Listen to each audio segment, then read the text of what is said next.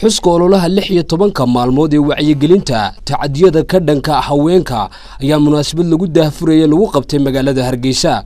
Munaasabadan oo ay ka soo qayb galeen xubno ka mid ah golaha wasiirada Somaliland, culimo awdiin, aqoon-yahan iyo hay'adaha caalamiga ee wada shaqeynta leeyihiin wasaaradda shaqada iyo arrimaha bulshada. Waxaana munaasabadan soo diyaarisay wasaaradda shaqada iyo arrimaha bulshada Somaliland. Wasiirka wasaaradda shaqada iyo arrimaha bulshada Somaliland Mudane Maxamuud Axmed Barre ayaa ku dheeraaday ahmiyadda ay leedahay ololahan 16 maalmood ee lagu joojinayo tacadiyada haweenka la darsa isla markaana ay faa'iido weyn ugu fadhido haweenka inay helaan 16 maalmood oo lagaga hadlo caqabadaha haweenka hor yimaada iyo sidii ay uga bixi lahaayeen. Isagoo wasiirku hoosta ka xariiqay in wasaaraddiisu ay qorsheynayso xeerar lagu yareynayo caqabadaha iyo dhibaatada haweenku ay kala kulmaan bulshada.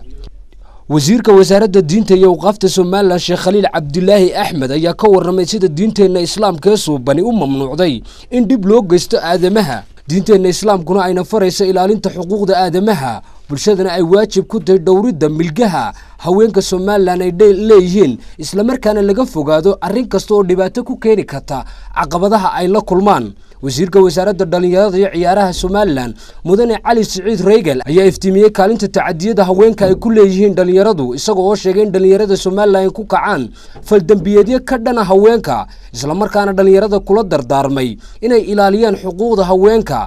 Luul Aadan Geedi madaxa lamaanaha wasaaradda shaqada iyo arrimaha bulshada ayaa iftiimisay in ololahani uu kaalin mugle ugu fadhiyo haweenka Somaliland ayna heli doonaan maalmo lagaga hadlo dhibaatooyinka la darsa haweenka iyo sidii ay uga bixi lahaayeen, iyadoo ammaantay cid kasta oo ololahan soo diyaarisay haweenka Somaliland ku bogaadisay in ololahan ay ka faa'iideystaan.